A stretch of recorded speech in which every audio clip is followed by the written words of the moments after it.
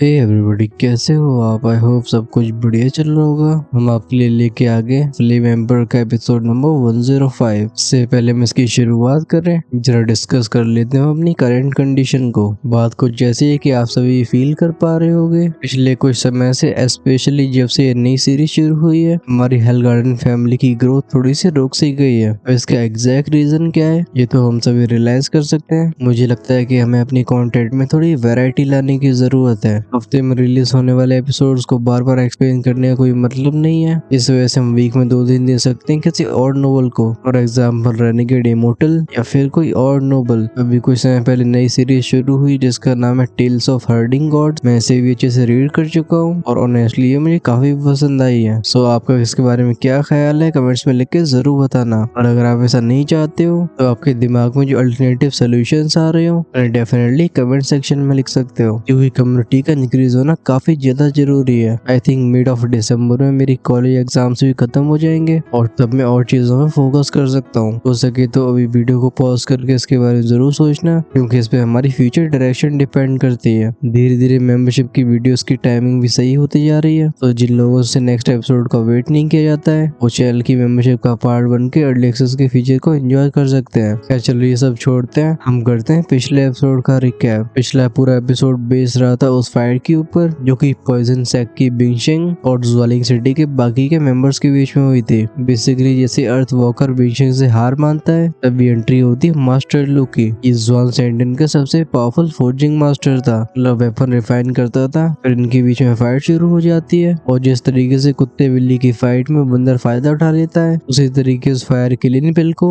जुलाओ ने पिलकिंग चैनशिंग के हाथों से ले लिया था। फिर वो मास्टर लू और पिलकिंग चैनशिंग को एक फॉर्मेशन में फंसा के इस बैटलफील्ड से गायब हो जाते हैं। अब चलो आगे की स्टोरी हम शुरू करते हैं यहीं से। पिछले एपिसोड में डिटेल्स तो काफी याद थी, लेकिन हमने इस रिकैप को काफी शॉर्ट रखा है। चलो अब शुरू करिए आगे की स्टोरी। ये सीन था आसमान का जहाँ पे दो फिगर्स आगे जा रहे होते हैं। एल्डर जू ने बिंगशिंग को अपने ऑरे में ढक रखा था। बिंगशिंग एक नर्वस आवाज में कहती है सीनियर। भले एल्डर जू का और चाहे कितना भी टेरिफाइंग हो, वो उसे जेंटल फील हो रहा था। दूसरी तरफ जुलाओ युद्ध के मैदान की तरफ देखते हैं। वो कहते हैं लगता है वो हमारा पीछा नहीं कर रहे हैं। और उनका ध्यान जाता है बिंगशिंग की इंजरीज के ऊपर। वो तुरंत ही अपनी स्टोरिंग में से काले रंग की बोतल को बाहर निकालते हैं। जुलाओ कहते हैं इनके अंदर की पिल्स को कंज्यूम कर लो, ये तुम्हारी हेल्प करेंगे। भले काले रंग की बोतल में कुछ खास नहीं लग रहा हो, बट जब बिंगशिंग उसके कैप को उठाती है अंदर से एक उसे ओवरवेलिंग ऑरा सेंस होता है। बिंगशिंग की इंस्टिंक्ट्स बताती है कि कोई ऑर्डिनरी पिल नहीं है, ये बहुत ही कीमती मेडिसिन पिल है।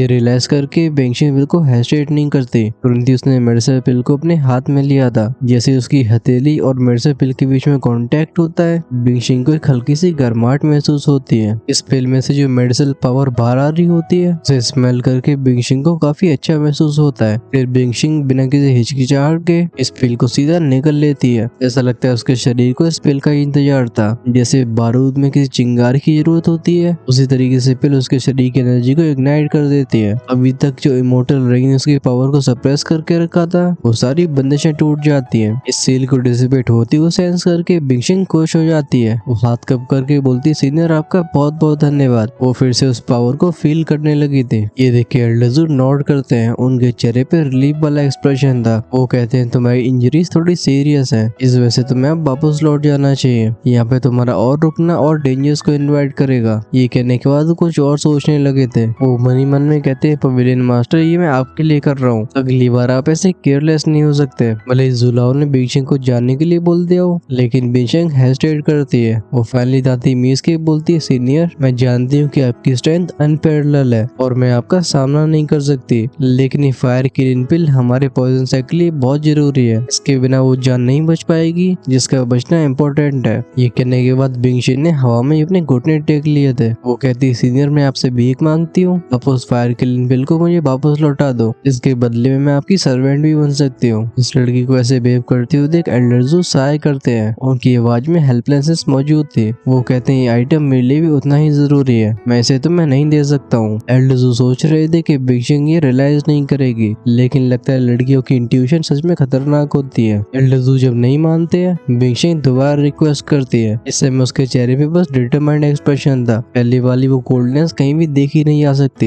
एल्डर जू अपने हाथ को वेव करके बोलते लिटिल गर्ल तुम्हें वापस लौट जाना चाहिए, ये मामला तुम्हारे लिए खत्म हो गया है। बार बार रिजेक्शन का सामना करने की वजह से बिंगशिंग का चेहरा डार्क होने लगता है। अचानक से उसका पूरा वार्म ऑरा चिल्ली हो गया था और उसकी आंखों में से एक डेंस किलिंग इंटेंट रिलीज होता है। बिना हेजिटेशन के वो एल्डर जू की तरफ झपट्टा मार देती है। आसमान में कई बूम बूम बूम की आवाजें सुनाई देती है। बिंगशिंग अपने सबसे पावरफुल अटैक्स का इस्तेमाल कर रही थी। बात बस ऐसी होती कि वो एल्डर जू के सामने किसी बच्चे की तरह थी। इन अटैक्स की वजह से जूलाओ का फिगर हिलता भी नहीं है। वो बस अपने हाथ के कुछ इशारों से इन सारे अटैक्स को डिसॉल्व कर देते हैं। लड़की की ऐसी जिद को देख के एल्डर जू साय करते हैं। वो कहते हैं, बच्ची तुम वापस लौट जाओ, तुम्हारा यहाँ पे और रहना और मुसीबत को बुलाएगा। सेक्ट में वापस लौट के अपने सेक्ट मास्टर को मेरे रिगार्ड्स देना। मैं फैंक्शन पवेलियन का जू जिन हूँ। ये कह के जूलाओ जिस पीछे ही मुड़ते हैं तभी इस एरिया को एक टेरिफाइंग प्रेशर घेर लेता है और उनकी मूवमेंट्स रुक जाती हैं। समय जूलाओ के एक्सप्रेशन ग्रे हो चुके होते हैं। ऐसी पावर बस एक दोशियन की भी हो सकती है, एक ट्रू डो इमोर्टल की। जूलाओ की आंखें सराउंडिंग्स को चेक करती हैं। फिर जब वो पीछे मुड़ते हैं उनकी आंखों में शौक भर गया था। न जाने कब लेकिन बिंगशिंग के बगल में दो फिगर्स अपीयर हो चुके होते हैं। जूलाओ के लिए इनमें से एक तो थोड़ा जाना पहचाना लग रहा था। ये वही लड़की होती है जिसे उन्होंने ऑक्शन हाउस में देखा था, लेकिन जिसकी वजह से जूलाओ के एक्सप्रेशन और सीरियस हो जाते हैं। वो बिंगशिंग के बगल में खड़ी मिडिल एज वुमन थी। उसके शरीर को एक अथॉरिटी से भरे ऑरे ने घेर रखा था। बिंगशिंग को हेल्प करते हुए वो औरत एक कंसर्न से भरी आवाज में कहती है, क्या तुम ठीक हो? समय बिंगशिंग की आवाज कांप रही होती है। वो कहती है, सेक्ट मास्टर मैं ठीक हूँ।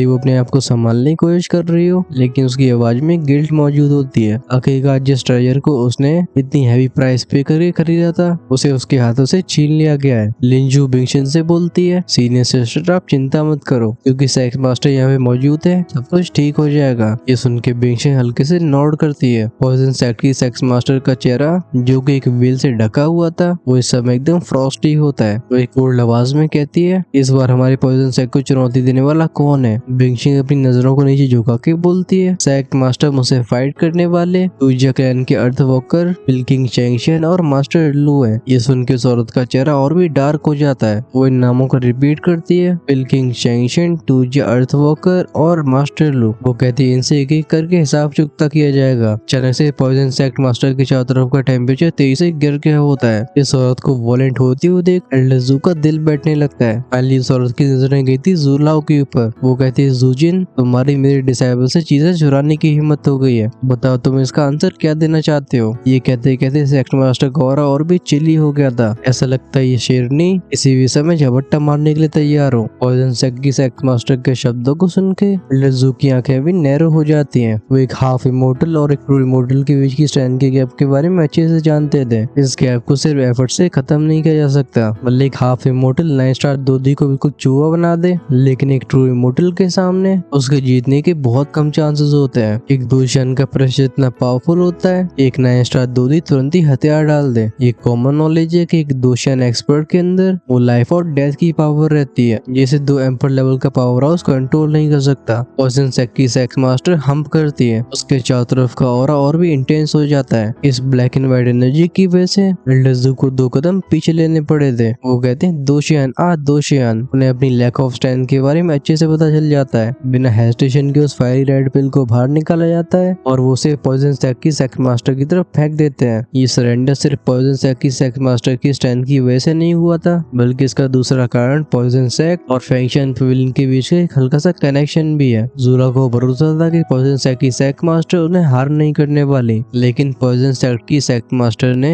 जैसे उस पिल को पकड़ा था के चेहरे पे कोल्ड स्माइल आ जाती है। वो कहती, क्या इतना काफी है? उसकी आंखों में किलिंग इंटेंट फ्लैश हुआ था और उसकी वजह से एटमोसफियर और भी टेंस हो जाता है। अब एल्डर जू का मूड भी थोड़ा सा घूमने लगा था। वो कहते हैं, पॉइजन सेक्स मास्टर मुझे ज्यादा पुश मत करो। ये सुन के पॉइजन सेक्ट की सेक्स मास्टर की चेहरे की स्माइल और भी ज्यादा कोल्ड हो जाती है। वो कहती है, मैं तुम्हें ज्यादा पुश कर रही हूँ, ये तो तुम अपने पवेलियन मास्टर से पूछो। इससे पहले जूला कोई रिप्लाई दे पाते वो औरत अपने हाथ को उठाती है। एक ब्लैक एंड व्हाइट एनर्जी का गोला एल्डर जू की तरफ आगे बढ़ गया था। ये सुनकर जूला का एक्सप्रेशन डार्क हो जाते हैं। वो कहते हैं, बेस्टर्ड। तुरंत ही उन्होंने अपनी दुखी को एक्टिवेट कर दिया था। उन्हें सराउंड कर लेता एक सिल्वरी ऑरा जिसमें भी उस ब्लैक एंड व्हाइट एनर्जी को देखा जा सकता था। बात बस ऐसी होती कि पॉइजन सेक्ट की सेक्स मास्टर के सामने ये लाइफ एंड डेथ एनर्जी एकदम फीकी सी होती है। जूला उसे अटैक जस्ट टकराने वाला होता है, तभी उनके सामने एक सॉफ्ट व्हाइट लाइट अपीयर होती है जिसने इस अटैक को आसानी से न्यूट्रलाइज कर दिया था। इस सफेद रोशनी को देख के पॉइजन सेक्ट की सेक्स मास्टर के एक्सप्रेशन चेंज हो जाते हैं। वो एक दिशा की तरफ देखती हुई बोलती है, फेंटियन। आखिर तुम्हारी यहाँ पे चेहरा दिखाने की हिम्मत कैसे हो गई? जुलाओ के पास का स्पेस डिस्टॉर्ट हुआ था। हम उसमें से एक फिगर को बाहर आते हुए देखते हैं। इसके बाल एकदम काले होते हैं और एक रिफाइंड और कमांडिंग प्रेजेंस को दे रहा था। ऐसा लगता है ये अपनी लाइफ टाइम में हाई अथॉरिटी पे रहा हो। ये कोई और नहीं बल्कि बर्निंग एसेंस पवेलियन का पवेलियन मास्टर फेंटियन होता है। पवेलियन मास्टर फेंटियन बोलते हैं शाओहान शांत हो जाओ। फेंटियन की बात को सुन के पॉइजन सेक की सेक्स मास्टर गुर्राते हुए बोलती है मुझे ये मत बोलो। उसका वो ब्लैक एंड व्हाइट दो इमोर्टल वाला ऑरा उसके शरीर में वापस लौट जाता है। पॉइजन सेक की सेक्स मास्टर को सराउंड कर लेती एक पॉइजनस दुई की जिसमें 7 रंग दिखाई दे रहे थे। ये 7 डेडली पॉइजन होते हैं। इस औरत को ऐसे बर्ताव करती हुए देख फेंटियन भी डेस्परेट फील करते हैं। वो कहते हैं शाओहान अगर तुम इस पॉइजन को अनलीश कर देती हो तो यहाँ से हजारों मीलों तक कोई भी जिंदा नहीं बचने वाला। पॉइजन सेक की सेक्स मास्टर जिसे पवेलियन मास्टर फेंटियन शाओहान कह रहे थे उसके चेहरे पे कड़वाहट से भरा एक्सप्रेशन आ चुका होता है। वो एक फीकी हंसी के साथ बोलती हाँ फेंटियन तुम जो कि हमेशा सच का साथ देता है उसे मेरी ऐसी डीमनस के बारे में परवाह करने की क्या जरूरत है। बिंगशिन जो कि बगल में खड़ी हुई थी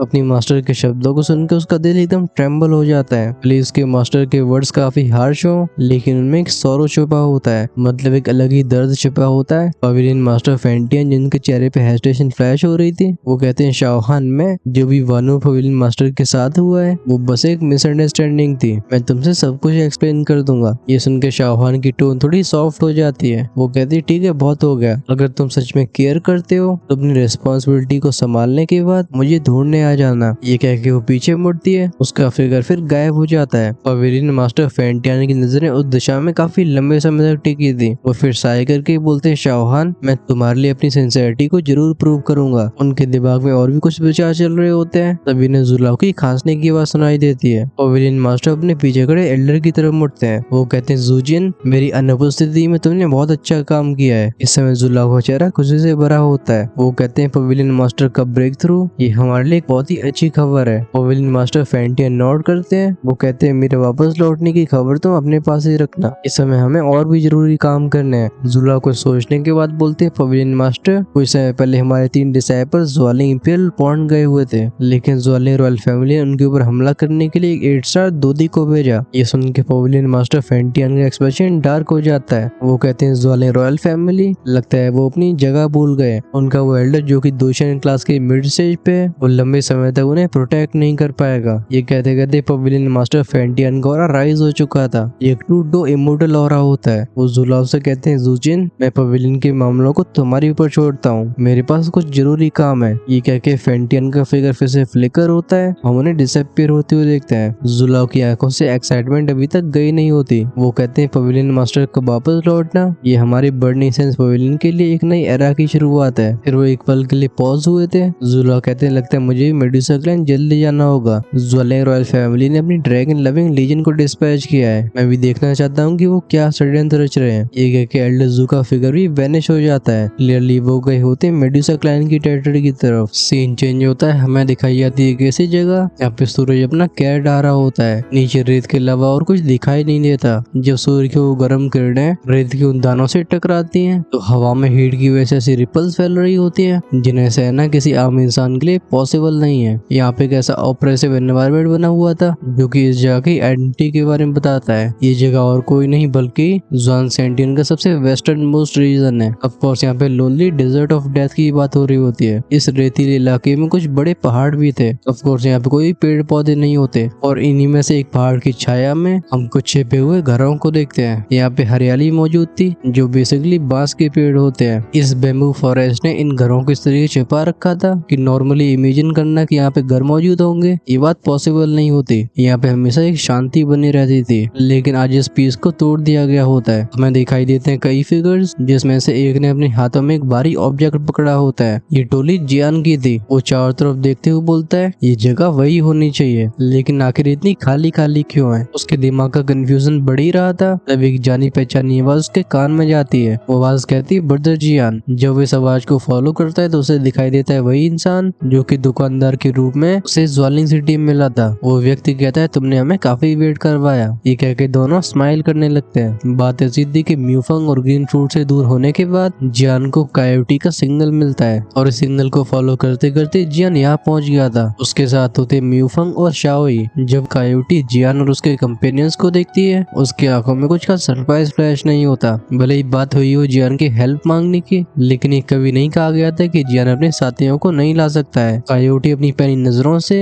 यूइंग और शाओई को असेस करती है। उसे वो दोनों काफी एक्स्ट्राऑर्डिनरी नजर आ रहे थे। अभी शाओई अपनी सैन को सरप्राइज करके 5 स्टार दूधी के पीक की दिखा रहा होता है। तभी जिस तरीके से जियान की स्ट्रेंथ बस 4 स्टार दूधी के पीक की है, ये स्ट्रेंथ काफी इंप्रेसिव होती है। वहीं पे म्यूइंग का ऑरा एक मिड स्टेज 5 स्टार दूधी की स्ट्रेंथ को बता रहा होता है। ऐसे पावरफुल साथियों का होना ये जियान के अल्केमिस्ट की आइडेंटिटी को और भी अच्छे से प्रूव करता है। और लगता है मैंने वह सोया फिनाइल पी ली थी। एक्चुअली में कायोटी होता है उस दुकानदार का नाम जो कि भी जियान का स्वागत कर रहा है। चलो कोई बात नहीं, हम इसे बार बार दुकानदार तो नहीं बोलने वाले, इसलिए हम बोलेंगे इसे कायोटी। कायोटी कहते हैं लीडर्स और बाकी के लोग तैयार हैं, हम तुम्हारे आने का इंतजार कर रहे थे। जियान कहते हैं चलो फिर डिले नहीं करते। वो जानता था कि दूसरी पार्टी के टाइम को वेस्ट करना ये उसके लिए अच्छा नहीं होगा। आखिरकार ये बस एक कोऑपरेटिव रिलेशनशिप है। कायोटी कहता है भाई हमें कोई जल्दबाजी नहीं है, अभी हम तो और लोगों का इंतजार कर रहे हैं। इस अनएक्सपेक्टेड बात को सुन के जियान की भौं सिकुड़ जाती है। वो कहता है 2 और लोग। जियान के चेहरे पर नीस को देखे कायोटी कहता है ब्रदर तुम बिल्कुल चिंता मत करो, वो बस हमारे लीडर के 2 साथी हैं, वो तुम्हारे रोल में बिल्कुल भी इंटरफेयर नहीं करने वाले। अभी हमारे मिशन के अल्केमिस्ट तुम ही हो। ये सुन के जियान हल्के से नोड करता है। वो तब भी पूछता है वो कौन है, लेकिन लगता है कायोटी इस जानकारी को देना नहीं चाहता था। कायोटी कहता है वो दोनों लीडर के फ्रेंड हैं, मैं उनके बारे में स्पेसिफिकली नहीं जानता हूँ। इंतजार करते करते जियान के दिमाग में कई विचार आते हैं। वो सोचता है इस ब्लड ब्लेड मर्सनरी ग्रुप के बारे में जो कि कोई ऑर्डिनरी फोर्स नहीं है। इसका लीडर है एक 8 स्टार 2 एम्पर पावर हाउस और उसे सपोर्ट करते हैं उसके डेप्यूटी लीडर जिसकी स्ट्रेंथ 7 स्टार दूधी के पीक की है। इस मर्सनरी ग्रुप में 2 6 स्टार दूधी पावर हाउस भी होते हैं। वहीं पे 5 स्टार 2 एम्पर्स को तुम्हारे भाई ने गिना नहीं है, लेकिन अब वो भर भर के थे।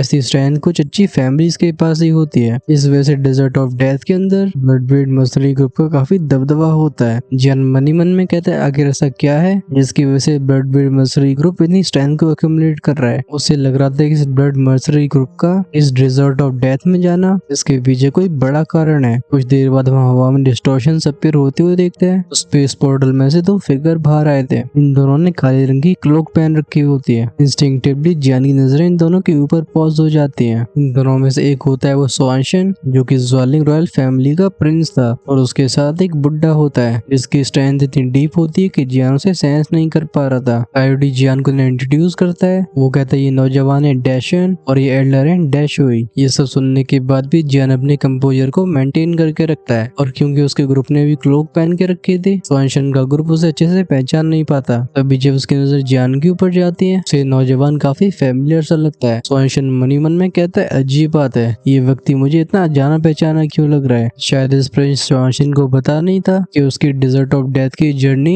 एल्डर के द्वारा उसे दिया गया एक टेस्ट है। अक्सर प्रिंसेस को ऐसे टेस्ट दिए जाते थे जिससे उनके फ्यूचर पोटेंशियल के बारे में जाना जा सके। कायोटी स्वानशन और उस एल्डर से बोलता है ये हमारे इस जर्नी के एम्पर अल्केमिस्ट है, हमें इनकी सेफ्टी मेंटेन करनी होगी। ये सुन के स्वानशन और एल्डर नोट करते हैं, लेकिन उस एल्डर की नजरें जियान के ऊपर टिकी हुई थी। इतनी कम उम्र के एम्पर अल्केमिस्ट को देख के उसके दिल में एक अनईज फीलिंग भर जाती है। वो एल्डर मनी मन में कहता है स्ट्रेंज, इस लड़के के बारे में कुछ बहुत अनयूजुअल है, मैं भी इसके सीक्रेट्स को जान नहीं पा रहा हूँ। दूसरी तरफ शाओई का मैसेज भी जियान के दिमाग में पहुंच चुका था। शाओई एक मेंटल ट्रांसमिशन के थ्रू बोलता है ब्रदर हम इन दोनों को हल्के में नहीं ले सकते। जियान भी एक मेंटल ट्रांसमिशन के थ्रू बोलता है हाँ मैं भी इस चीज को सेंस कर पा रहा हूँ, हमें इस जर्नी में काफी केयरफुल रहना होगा। अपनी पावरफुल स्पिरिचुअल परसेप्शन से जियान फील कर पाता है कि स्वानशन की स्ट्रेंथ कम से कम 7 स्टार 2 एम्पर की होगी। जियान ने म्यूइंग को भी अलर्ट रहने के लिए बोल दिया था। कायोटी इस ग्रुप को एक बार फिर से देखता है, फिर वो कहता है ठीक है चलो चला जाए। फाइनली शुरुआत हो जाती है इस जर्नी की जो कि बहुत एंटिसिपेशन और डेंजर से भरी होने वाली है। सीन दिखाया गया था एक बड़े से पेड़ की टहनी का जिसके ऊपर 3 फिगर्स खड़े होते हैं। हमें आवाज इन तीनों में से लीडर की सुनाई देती है। इस औरत ने काफी सिंपल क्लोथ्स पहन के रखे थे लेकिन ये उसकी ब्यूटी को हाइड नहीं कर पाते। वो औरत कहती है क्या वो अब तक यहाँ तक पहुंचे नहीं है। इस औरत के राइट साइड में खड़ा होता है वो व्यक्ति जिसके चेहरे पे बड़े बड़े घाव के निशान थे। वो कहते हैं लीडर कायोटी ने हमें पहले से मैसेज डिलीवर कर दिया है, उसके हिसाब से वो लोग पहुंच चुके हैं। अल्केमिस्ट के साथ 2 लोग और हैं लेकिन मुझे नहीं पता है कि क्या वो दोनों हमारे प्लान्स को अफेक्ट करेंगे। वो औरत कहती है उन दोनों की मुझसे जान पहचान है और क्योंकि हम इस बार डेजर्ट ऑफ डेथ की तरफ जा रहे हैं तो चलो उन्हें हम अपने साथ ट्रेवल करने देते हैं, उनसे रिलेटेड किसी मैटर को मैं हैंडल करूंगी। वो स्कार्ड मैन कहता है लेकिन लीडर हमारे ग्रुप में इतने कम लोग हैं, मुझे नहीं लगता कि हम चारों की स्ट्रेंथ इस मिशन को अच्छे से कंप्लीट करने के लिए काफी है। ये सुन के वो औरत अपने सिर को हिलाती है। वो कहती है नहीं, हम जितने ज्यादा लोगों को ले जाते हैं इस मैटर के फैलने की इतने ही 4 चांसेस होंगे और हमें ऐसा नहीं होने देना है। इसके बारे में कुछ देर तक सोचने के बाद उस कार्डमैन नोट करता है। वो कहते लगता है हमारे पास सच में और कोई विकल्प नहीं है। उस औरत की वो पैनी नजरें चारों तरफ के एरिया को स्कैन करती है। वो कहती चलो थोड़ी देर और इंतजार किया जाए। ये और कोई नहीं बल्कि ब्लड ब्लेड मर्सनरी ग्रुप की लीडर होती है और बाकी के दोनों उसके कंपेनियंस होते हैं। बीच में खड़ी औरत का नाम होता है टैंग टैंग, जो कि एक 8 स्टार 2 एम्पर की पावर हाउस थी। इस मर्सनरी ग्रुप में उसे लोग सिस्टर टैंग बोला करते थे। ये नाम रिस्पेक्ट और एडमिरेशन को रिप्रेजेंट करता है। 8 स्टार 2 एम्पर की स्ट्रेंथ पे पहुंचना काफी ज्यादा मुश्किल होता है। इस वजह से किसी भी क्लैन के अंदर भी इस लेवल के पावर हाउस काफी रिस्पेक्टेबल स्टेटस पे होते हैं। इसके बगल में खड़ा वो स्कार्डमैन, इसका नाम होता है वुयू और इसकी स्ट्रेंथ 7 स्टार 2 की मिड स्टेज पे होती है। ग्रुप में बाकी के दोनों होते हैं कायोटी और लोन वुल्फ, जो कि होते हैं 6 स्टार 2 एम्पर के लेवल पे। ये सभी साथ में मिलकर ऐसी स्ट्रेंथ को बना लेते हैं जिसे बस पावरफुल फैक्शंस की एलीट स्क्वाड्स ही पोजेस कर पाती हैं। नजारा दिखाया गया था कायोटी का, जो कि कुछ लोगों के ग्रुप को लेके आगे बढ़ रहा होता है। इनके बीच में होता है जियान, जिसने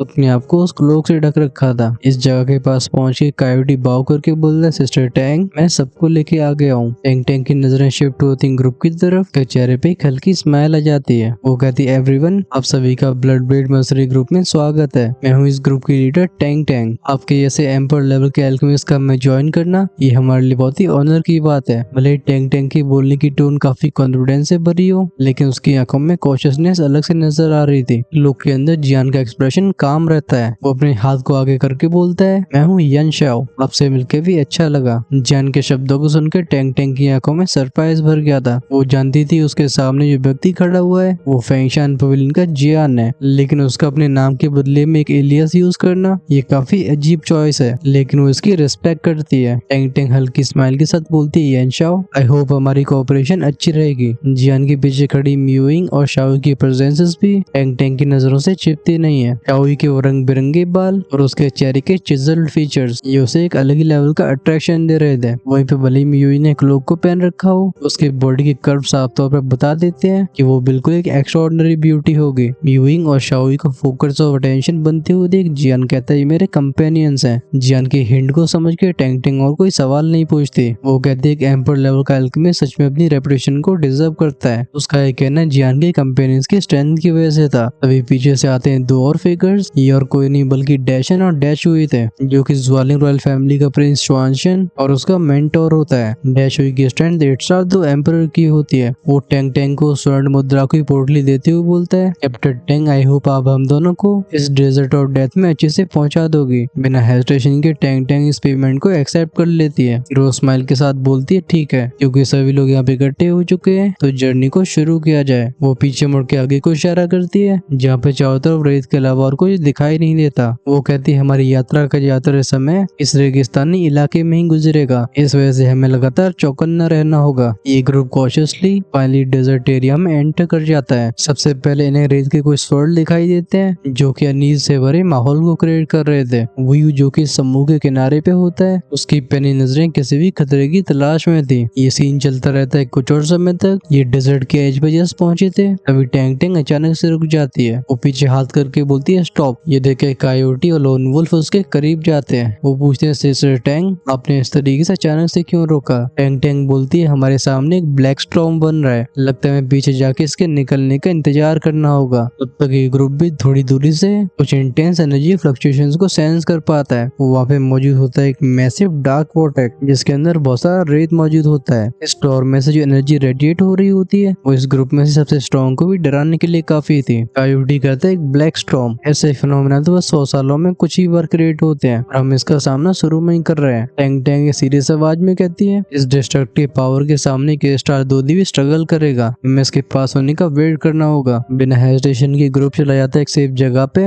वहाँ भी जान की टोली इस मैसिव स्टॉर्म को फील कर पाती है। स्टॉर्म की टेरिफाइंग प्रेजेंस वो चेतावनी होती है जो बताती है कि रेगिस्तान में कितने बड़े खतरे मौजूद हैं। टैंग टैंग कहती है जब तक ये स्टॉर्म पास होता है तब तक हम यहीं पे वेट करेंगे। अभी टैंग टैंग जियान से थोड़ा सा डिससेटिस्फाइड थी क्योंकि जियान एक एम्पर लेवल का एल्केमिस्ट होता है, उसी ग्रुप में काफी ज्यादा इंपॉर्टेंस होती है और जियान की देखभाल के लिए टैंग टैंग को ज्यादा फोकस करना पड़ रहा था। जियान पूछते सिस्टर टैंग ये स्टॉर्म कितने समय तक लास्ट करेगा? अभी जियान होता है 4 स्टार 2 की पीक पे और अभी तक उसने अपनी 2 पिल का इस्तेमाल नहीं किया था, यानी कि उसका 5 स्टार 2 दिन मृत्यु करना एकदम साफ था। जियान के सवाल का जवाब देता है वुयू, जिसके चेहरे पे बड़ा सा घाव का निशान था। वो कहता है रेतीले इलाकों की तूफान काफी ज्यादा अनप्रेडिक्टेबल होते हैं, ये 1 महीने से लेके 3 महीनों तक लास्ट कर सकते हैं। जियान कहता है कम से कम 1 महीना। कुछ सोचने के बाद उसकी आंखों में डिटर्मिनेशन भर जाती है। जियान कहता है ये मेरे लिए काफी समय। कुछ बातचीत करने के बाद एक ग्रुप आ गया होता है एक वुडन हाउस में, जो कि बहुत ही अच्छे से छिपाया गया होता है। इस घर का इंटीरियर काफी साफ सुथरा होता है। लगता है blood blade mercenary group occasionally इसका इस्तेमाल करते थे। टैंक टैंक सबको अपने रूम असाइन करते हुए बोलती है ठीक है आप सभी सेटल होकर थोड़ा आराम करो। जियान मुड़ता है अपने साथियों की तरफ। वो कहता है तुम दोनों रेस्ट करो, मेरे पास कुछ जरूरी काम है। दोनों नोट करके चले जाते हैं। तभी टैंक टैंक जियान के पास आके बोलती है लिटिल ब्रदर जियान तुम्हारा क्या प्लान है। जियान जानता था कि इस ग्रुप को सबसे ज्यादा किस चीज की जरूरत है, इस वजह से वो टैंक टैंक से राज छुपाता नहीं है। वो कहते सिस्टर टैंक जैसा कि आप जानती हो कि मेरी स्ट्रेंथ 4 स्टार 2 एम्पर के पीक पे पहुंच चुकी है और मैं जल्द से जल्द 5 स्टार 2 दिन ब्रेक थ्रू करना चाहता हूँ, क्योंकि मेरे पास अभी 2 दी पेल भी मौजूद है। इस वजह से मैं इस समय का इस्तेमाल करके अपनी इस एडवांसमेंट को कंप्लीट करना चाहता हूँ। आखिरकार मेरी स्ट्रेंथ बढ़ने से ग्रुप को भी फायदा होगा। जब जियान बात करता है 2 दी पेल की तो टैंक टैंक और उसके कंपेनियंस की आंखों में हल्की सी एनवी फ्लैश होती है। भले ही ब्लड ब्लेड मर्सनरी ग्रुप काफी पावरफुल हो, लेकिन इनके पास अच्छी मर्सेबल्स की हमेशा कमी रहती थी। जहाँ तक बात रही 2 दी पेल जैसे ट्रेजर की, तो इसे इन सभी ने इस्तेमाल करने की तो बात छोड़ो, कभी देखा भी नहीं होता है। टैंक टैंक सीरियस एक्सप्रेशन के साथ बोलती है इस प्रोसेस में कितना समय लगेगा। जियान कहता है ज्यादा से ज्यादा 1 महीना। तो सोचने के बाद टैंक टैंक ने नोट कर दिया था। वो कहती है तुम्हारे ब्रेक थ्रू के दौरान हम हमारे लक्ष्य के बारे में और भी जानकारी इकट्ठी करेंगे। जैसे ही तुम रिट्रीट से बाहर आओगे तब तक ये तूफान भी खत्म होने को आ जाएगा और हम अपनी जर्नी को कंटिन्यू कर पाएंगे। जियान हाथ कप करके टैंक टैंक को थैंक यू बोलता है। जियान पीछे मुड़ के जाने ही लगा था, तभी टैंक टैंक उसे रोक के हेयर करने के बाद पूछती है लिटिल ब्रदर जियान लगता है तुम्हारे और माउंटेन रिवर टीम के बीच में कुछ टेंशन है, क्या तुम इसे एक्सप्लेन करना चाहते हो। बेसिकली डैशन का मतलब होता है माउंटेन और आई गेस डैशुई का मतलब होगा रिवर। उस जुआनशुन ने अपने ग्रुप का नाम माउंटेन रिवर टीम रखा होगा। Now let's continue. जियान अपने सिर को हिला के बोलता है ये कुछ खास सीरियस नहीं है, मैं बस सतर्क रह रहा हूँ, मैं नहीं चाहता कि वो दोनों मुझे पहचाने। ये सुन के टैंक टैंक भी सेटिस्फाइड फील कर रही थी। वो कहती है ये बहुत अच्छी बात है, इस समय हमारा कॉन्फ्लिक्ट में आना बिल्कुल सही नहीं होगा। जियान को कुछ और बातें बता के वो उसे रिट्रीट में भेज देती है। अब यहाँ पे मौजूद होती है टैंक टैंक और उसका ग्रुप। जब टैंक टैंक सेंस कर लेती है उसके आसपास और कोई नहीं है, वो अपने साथी वुयू को पास बुलाती है। टैंक टैंक कहती है वुयू मैं जियान के ऊपर नजरें बना के रखनी होंगी। एक 2 दी पिल का इस्तेमाल करना कोई सिंपल मामला नहीं होता, अगर उसके साथ कोई गड़बड़ी होती है तो तुम बीच में इंटरवीन करना। उसकी एम्पर लेवल की सोल डेजर्ट के उस बेरी को तोड़ने में हमारी बहुत काम आने वाली है। अगर इससे कुछ हो जाता है तो मोस्ट लाइकली उस बेरी को ब्रेक करना हमारे लिए इम्पॉसिबल होगा। ये सुन के वुयू नोट करता है। उसके चेहरे पे भी हेजिटेशन फ्लैश हो रहा था। वो कहता है कैप्टन लेकिन मिशन के पूरा होने के बाद हम जियान का क्या करने वाले हैं, उसे डायरेक्टली खत्म करना ये फैक्शन पवेलियन को गुस्सा कर देगा और ये हमारे लिए भी अच्छा नहीं है। ये सुन के टैंक टैंक का एक्सप्रेशन डार्क हो जाता है। वो कहती है अगर हम अपने लक्ष्य को हासिल कर लेते हैं तो हम जियान को बेहोश करके वापस ले आएंगे। उसके दोनों कंपेनियंस हमारे लिए कोई बड़ा खतरा नहीं है। ये सुन के वुयू नोट करता है। फिर वो जियान को मॉनिटर करने के लिए चला गया था और टैंक टैंक बाकी के लोगों को भी डिसमिस कर देती है। अब असल में टैंक टैंक का असली टारगेट क्या है, जिसके बारे में हमें पिछले कुछ एपिसोड्स में हिंट दे दी गई है। अगर आप अभी तक एपिसोड्स को अच्छे से देखते आ रहे हो तो समझिएगा वो कि मैं किसकी बात कर रहा हूँ। So things gonna get interesting. Of course इस डेजर्ट ऑफ डेथ में जाने वाले बिना प्लान के बिल्कुल नहीं आए होते। अगर टैंक टैंक की कुछ स्कीम चल रही है तो जियान का भी अपना प्लान होगा। ऑफ कोर्स वो भी जान चुका है कि टैंक टैंक का इस डेजर्ट ऑफ डेथ में जाने का कोई बड़ा कारण है। नेक्स्ट एपिसोड हम जियान के प्लान के बारे में जान रहे होंगे। फिर वो ब्रेक थ्रू करेगा 5 स्टार 2 दी में और एंड में हमें जाके मालूम पड़ने वाला है ज़्वालिंग रॉयल फैमिली का ट्रेजिक पास्ट। तो अगर आप उसे मिस नहीं करना चाहते हो चैनल को सब्सक्राइब करके बेल आइकन के बटन को ऑन करके रखो, जिससे रिलीज होते ही वीडियो सबसे पहले आपके पास पहुंचे। अगर आप वीडियोस को रिलीज होने से पहले ही देखना चाहते हो तो आप हेल गार्डन फैमिली की मेंबरशिप को ज्वाइन करके हमें पर्सनली सपोर्ट कर सकते हो। ऐसा करने से आपको अर्ली एक्सेस के वीडियोस भी एंजॉय करने के मिलेंगे। पिछला एपिसोड भी काफी इंटरेस्टिंग था, अगर आपने उसे मिस कर दिया तो उसे लेफ्ट में क्लिक करके देखा जा सकता है। चलो हम वीडियो को यहीं पे रैप अप करते हैं। Until then peace out.